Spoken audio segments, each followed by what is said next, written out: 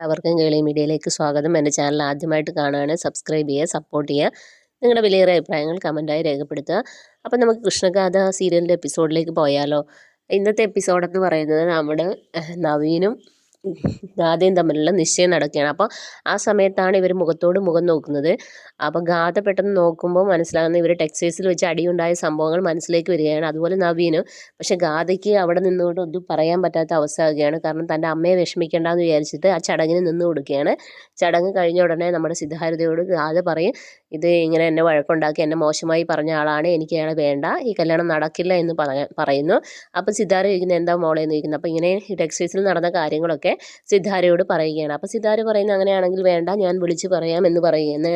ഇതേ സമയത്ത് നവീൻ്റെ അടുത്താണ് മാണിക്കും ചോദിക്കുകയാണ്, മാണിക്കുഞ്ഞ് ചോദിക്കുകയാണ്, സാർ ആ പെണ്ണ് ഭയങ്കര അഹങ്കാരം, അത് വേണോ എന്നൊക്കെയുള്ള രീതി ചോദിക്കുന്നത്. അപ്പം നമ്മുടെ നവീൻ പറയില്ല, അവൾ എൻ്റെ കയ്യിൽ വന്ന് നീ കണ്ടോ, അവളുടെ എല്ലാ അഹങ്കാരവും തീരും എന്നുള്ള രീതിയിൽ പറയുകയാണ്. ആ സമയത്ത് നമ്മുടെ സിദ്ധാര വിളിക്കുകയാണ്.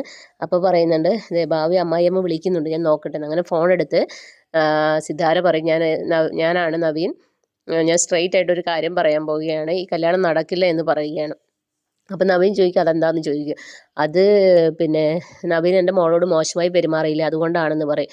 അപ്പം നവീൻ പറയും ഓക്കെ, സമ്മതിച്ചു. പക്ഷെ ഞാനൊരു കാര്യം അങ്ങോട്ട് പറയട്ടെ, ഒരു 24 hours ഗാഥ എനിക്ക് വിട്ടുതരാമോ, ആ തീരുമാനം ഞാൻ മാറ്റിക്കാം എന്നുള്ള രീതിയിൽ പറയാണ്. അപ്പം സിതാര പറയുന്നു, ഞാൻ നോക്കട്ടെ, മോളോട് സംസാരിക്കട്ടെ എന്ന് പറയുന്നു.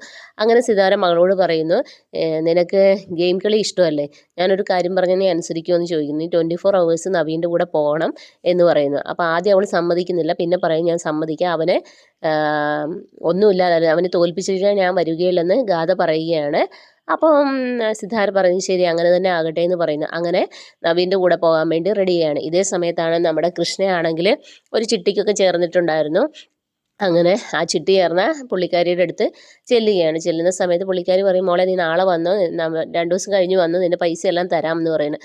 അപ്പോൾ ഈ സന്തോഷത്തിൽ കൃഷ്ണയാണെങ്കിൽ തൻ്റെ അമ്മയുടെ അടുത്തേക്ക് ഓടി ചെല്ലുകയാണ്.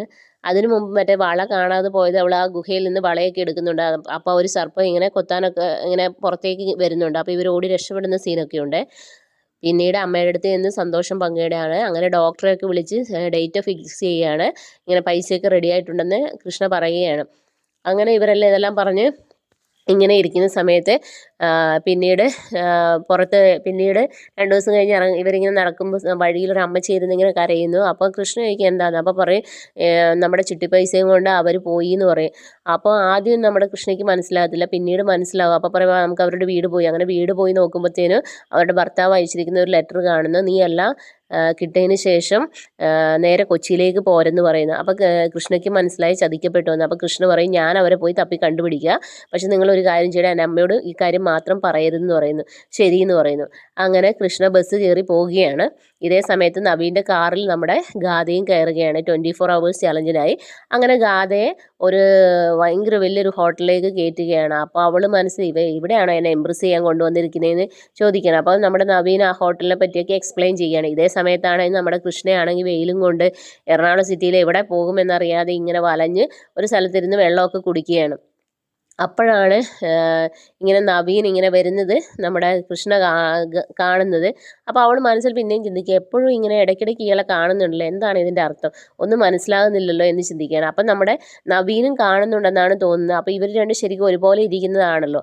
അപ്പോൾ ഇത് തെറ്റിദ്ധരിച്ചിനി നമ്മുടെ കൃഷ്ണയുടെ അടുത്ത് ചെല്ലുമോ എന്നൊന്നും അറിയത്തില്ല. അപ്പോൾ നാളത്തെ എപ്പിസോഡിലേക്ക് അതുള്ളത്. അപ്പോൾ okay, bye bye, thank you. അപ്പോൾ ഈ 24 hours ചലഞ്ച് ആര് ജയിക്കുമെന്ന് നമുക്ക് കാണാം.